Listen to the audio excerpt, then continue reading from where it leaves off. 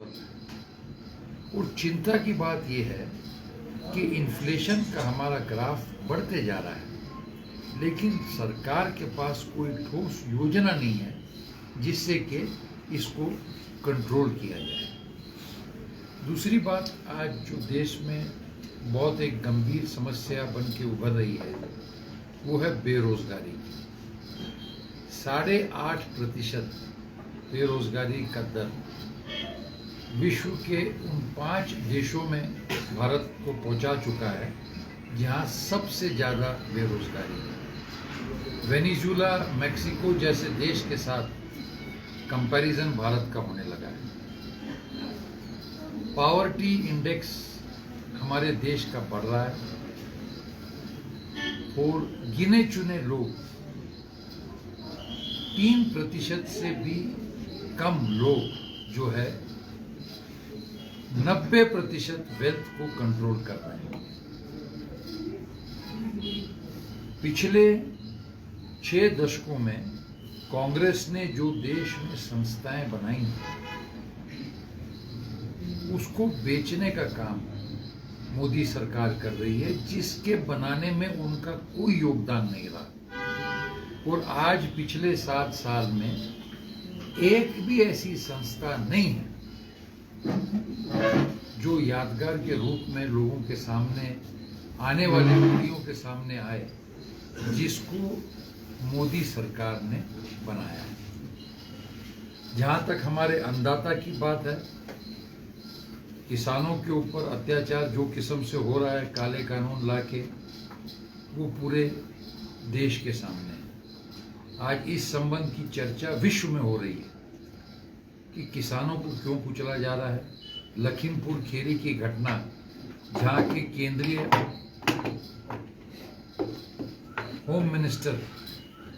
के बेटे ने किसानों को कुचला, इसका वीडियो सबके सामने वायरल हो चुका है। तो और महिलाओं पे जो अत्याचार हो रहा है वो हमने हाथरस में देखा। ये सारे घटनाक्रम में जो है भारतीय जनता पार्टी की गलत नीतियां आज देश को बद से बदतर की हालत में पहुंचा रही है। आश्चर्य की बात यह है कि पूरे प्रचार के दरमियान मैं 1 अक्टूबर से पूरे 4 कॉन्स्टिट्यूंसी में कैंप करके दौरा कर रहा हूं और लगातार मैं ये देख रहा हूं कि भारतीय जनता पार्टी की तरफ से सम्मानीय मुख्यमंत्री जी प्रचार कर रहे हो या उनके प्रदेश अध्यक्ष हो या उनके प्रमुख नेता, एक भी बीजेपी का नेता जनता से जुड़े हुए इन सवालों पे बात नहीं कर रहा। वो बात कर रहा है कांग्रेस की उम्मीदवार प्रतिभा वीरभद्र सिंह जी, मजबूर उम्मीदवार, एक महिला जो कि हमारे देश की परंपरा रही है महिला सशक्तिकरण की और कांग्रेस की आइडियोलॉजी की कमिटमेंट रही है, उसे मजबूर कहना ये पूरे नारी वर्ग का अपमान है। और निश्चित रूप से ये बात महिलाएं, हमारी बहनें, हमारी माताएं इस चुनाव में इसका मुंह तोड़ जवाब भारतीय जनता पार्टी को देगी। पूरे प्रचार के कार्यकाल में एक भी विकास कार्य के बारे में उन्होंने नहीं कहा। मैं महाराष्ट्र से बिलोंग करता हूं, बंबई से। मैंने हिमाचल के सारे जिलों का लगभग दौरा कर लिया है, कुछ बचे होंगे तो वो मैं आने वाले समय में कर लूँगा। बड़े दुख के साथ, देवभूमि है, हम नमन करते हैं, पूरे विश्व में हिमाचल का नाम है, लेकिन यहाँ जो रास्तों की हालत है बहुत खेद वाली से हम कह सकते हैं, बहुत शर्म वाली बात है कि शायद जो पिछड़े राज्य माने जाते हैं भारत के, बिहार और उत्तर प्रदेश जैसे, उनके भी रास्तों की हालत यहाँ के रास्तों से अच्छी होगी। रामपुर से किन्नौर आओ तो क्या हालत है, मंडी मुख्यमंत्री जी के जिले में जाओ तो क्या हालत है। पर उनको दोष देना उचित नहीं है। क्योंकि सम्मानीय मुख्यमंत्री जी तो हर समय हवाई यात्रा हेलीकॉप्टर में करते रहते हैं, तो सड़कों पे आम जनता को क्या तकलीफ है ये उनको कैसे पता रहेगा। दूसरी बात यह है कि पूरे आप ये 7 साल का कार्यकाल देखो तो कांग्रेस पार्टी को विपक्ष का दायित्व जनता ने सौंपा और इसे हमने सर आंखों पे स्वीकार करके हमने उस कार्य में जो है काम किया। आज देश में कहीं भी संकट हो, कांग्रेस पार्टी सोनिया जी, राहुल जी और प्रियंका जी के नेतृत्व में वहाँ पे संकट में फंसे जनता को, आम आदमी को साथ देने की भूमिका हमारी रही है। इसलिए हमें विश्वास है कि ये सरकार मुख्य मुद्दों से कितना भी ध्यान लोगों का डिफ्लेक्ट करने का प्रयास करे वो सफल नहीं होगा। इन चुनाव के यही मुद्दे हैं। और दूसरी बात रही कि आज जो हमने देखा, ये मैं समझता हूँ भारत में ऐसे बहुत कम उदाहरण होंगे कि पिछले 6 दशकों से राजा वीरभद्र सिंह जी एक त्याग और बलिदान की मूर्ति के रूप में हिमाचल की जनता की सेवा कर रहे हैं और यहाँ के विकास का दृष्टिकोण आगे बढ़ाया उन्होंने। मैं जिस क्षेत्र में गया ऐसा कोई क्षेत्र मुझे नहीं दिखा जहाँ वीरभद्र जी की लाई हुई विकास की गंगा वहाँ तक नहीं पहुँची। आज ये पहला चुनाव है, इसलिए हम इसे साधारण चुनाव नहीं मानते। जो सम्मानीय, आदरणीय, परम पूजनीय वीरभद्र सिंह जी की उपस्थिति आज हमारे बीच में नहीं है, लेकिन कांग्रेस पार्टी ये अपना दायित्व समझती है कि वीरभद्र जी ने जो विकास के संबंध में पहल की,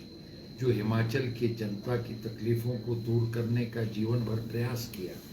उस बात को हम उनसे प्रेरणा लेते हुए उसी ताकत से हम आगे बढ़ाएं। और आज उसी श्रृंखला को आगे बढ़ाने के लिए हमारे आदरणीय अध्यक्षा, कांग्रेस अध्यक्षा श्रीमती सोनिया गांधी जी और हमारे नेता राहुल गांधी जी ने प्रतिभा वीरभद्र सिंह जी का चयन कांग्रेस उम्मीदवार के रूप में यहाँ से किया।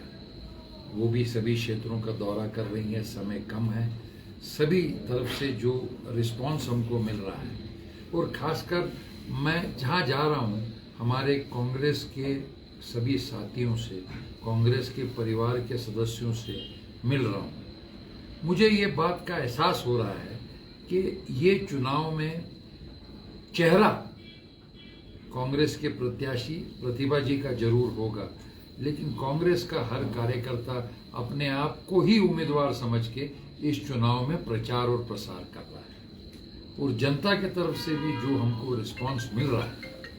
क्योंकि जनता की लड़ाई कांग्रेस पार्टी लड़ रही है। आज किन्नौर आया हूँ मैं, यहाँ पे हमारे वरिष्ठ नेता जो हिमाचल कांग्रेस के वरिष्ठ नेताओं में जिनकी गिनती होती है, विधायक जगत सिंह नेगी जी,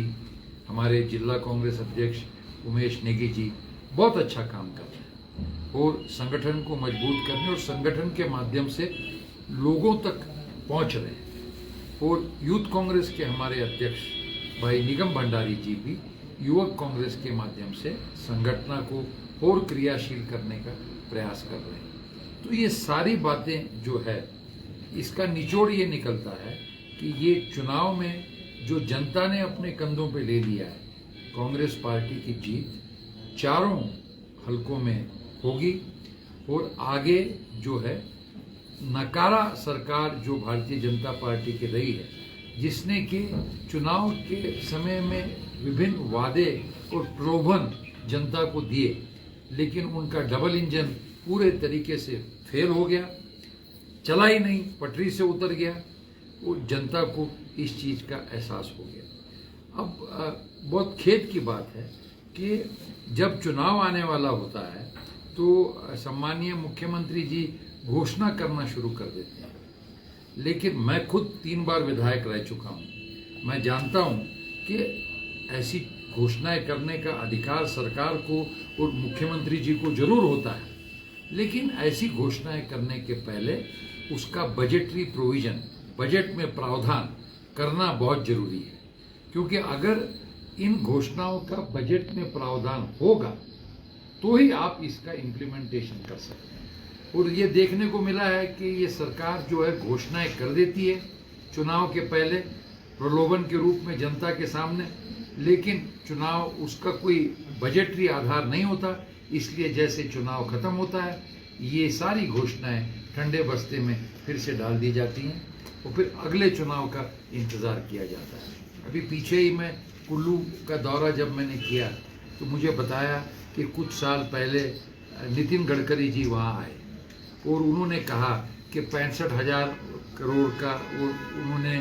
69 या 65 नेशनल हाईवेज का प्रोजेक्ट उन्होंने जो है हिमाचल के लिए दिया। और जब अब 2 महीने पहले फिर कुछ घोषणा करने आए तो पत्रकारों ने उनको कहा कि आपके घोषणा किए हुए नेशनल हाईवेज कहाँ हैं, वो तो दिख नहीं रहे। तो उसका कोई जवाब वो नहीं दे सके, नई घोषणाएं करके चले गए। तो ये भारतीय जनता पार्टी की सरकार पूरी तरीके से जुमलेबाज सरकार है। हमने देखा कि इन्होंने देश के सामने क्या क्या प्रलोभन रखा, 15 लाख जमा करेंगे, महंगाई कम करेंगे, भ्रष्टाचार कम करेंगे, लेकिन कोविड के काल में भी हिमाचल में जो है वो लोगों को मदद तो नहीं पहुंची, कोई पूर्व तैयारी सरकार की तरफ से नहीं हुई, जैसे कि केंद्र में भी हमने देखा ना पहले कोविड में हुई और ना दूसरे कोविड में भी, जब ऑक्सीजन के अभाव के कारण हजारों लोग शहीद हो गए, उनका मर्डर सरकार ने कर दिया। लेकिन फिर भी जो हिमाचल में घटना हुई वो लोगों को याद है भ्रष्टाचार की, कि सैनिटाइजर किट्स की कीमतें बढ़ा के, और जो हेल्थ डायरेक्टर थे उनको जेल हो गई, इनके एक मंत्री को इस्तीफा देना पड़ा।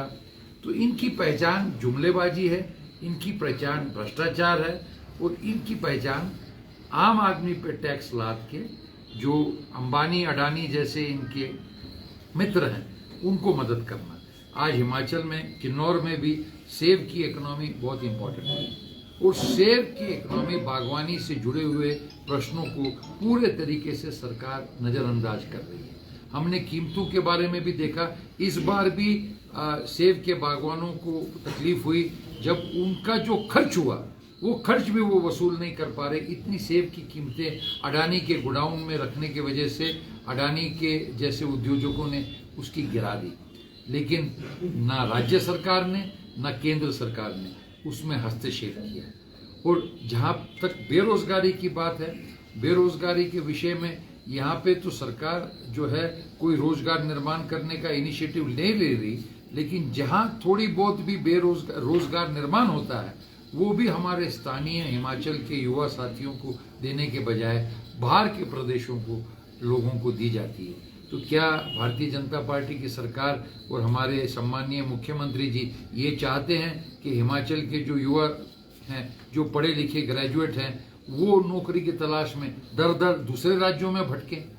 इसका जवाब मुख्यमंत्री जी के पास नहीं है। और कोई भी प्रचार सभा को जो संबोधित हो और अन्य नेता उनके करते हैं, वो जनता के संबंधित जो ये प्रश्न है उसके ऊपर रोशनी डालने से बिल्कुल कतराते हैं, क्योंकि उनको एहसास है कि इन बातों का उनके पास कोई जवाब नहीं और ये पूरी तरह से उनकी विफलता है। आपके कोई